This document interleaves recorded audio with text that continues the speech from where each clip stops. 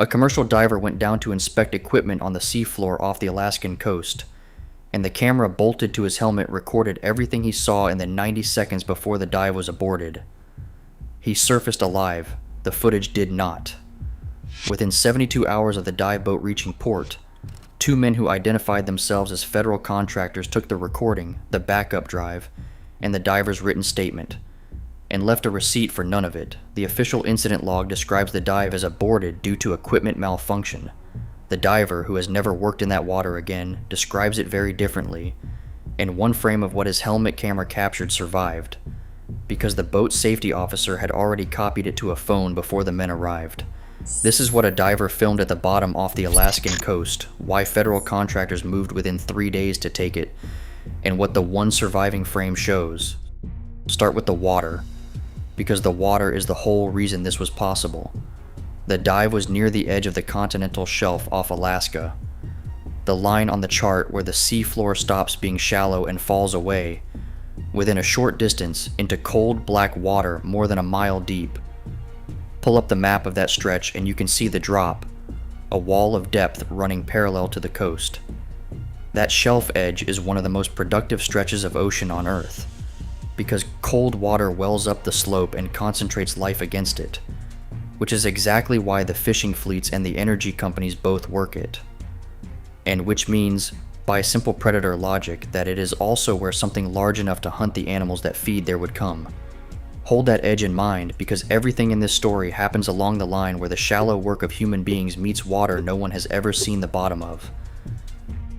The dive itself was routine, the kind the diver had done hundreds of times, down to the seafloor, checking the equipment, tethered to the boat above with an air line and a communications line carrying his voice to the surface.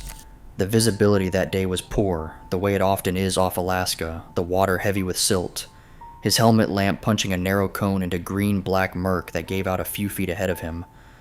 For the first several minutes there was nothing but the cold and the dark, and then his light caught something at the edge of its reach that did not belong on a seafloor he knew. A shape, low and long against the bottom, far larger than anything the survey had ever logged out there. On the communications line, his voice, later transcribed from the surface recording before that too was taken, went quiet and careful. He told the boat he was seeing something. He did not say what, because he did not have a word for it.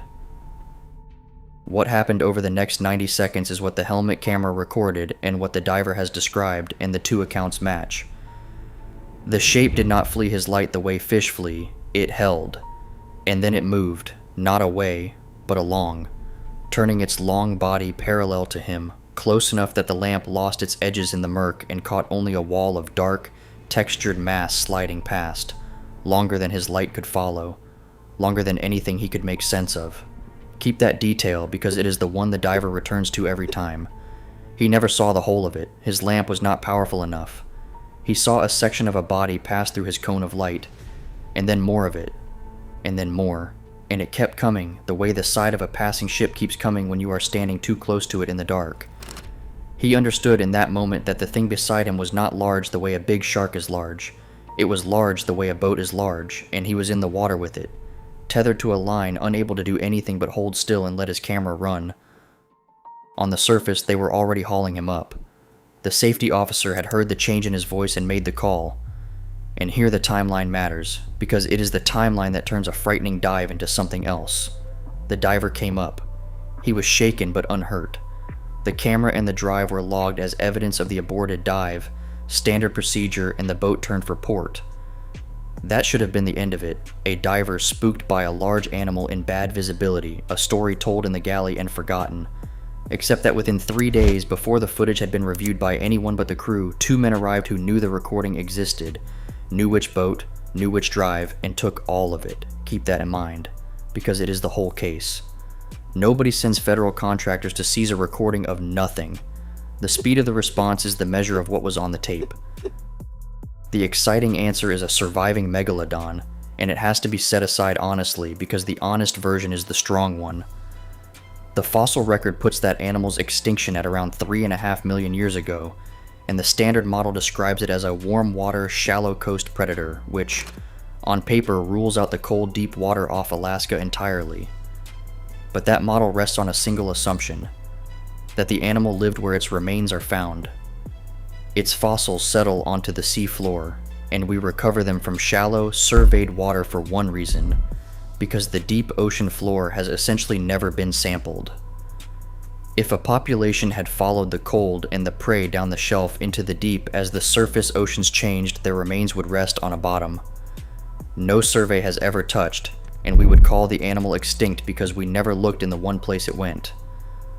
Whatever passed the diver in the murk was longer than his lamp could follow along the shelf edge, in cold deep water, and moved with the deliberate calm of something that had nothing to fear. We do not have to name it to be unable to explain it.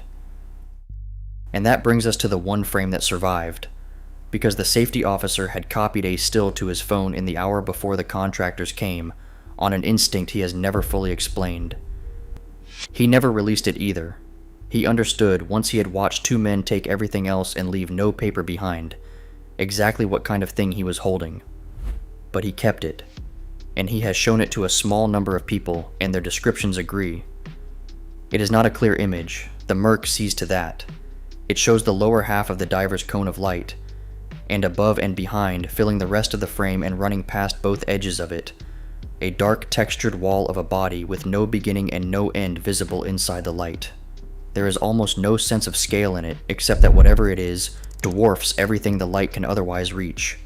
One frame. It proves nothing to a scientist. It proved enough to the people who came to take the rest.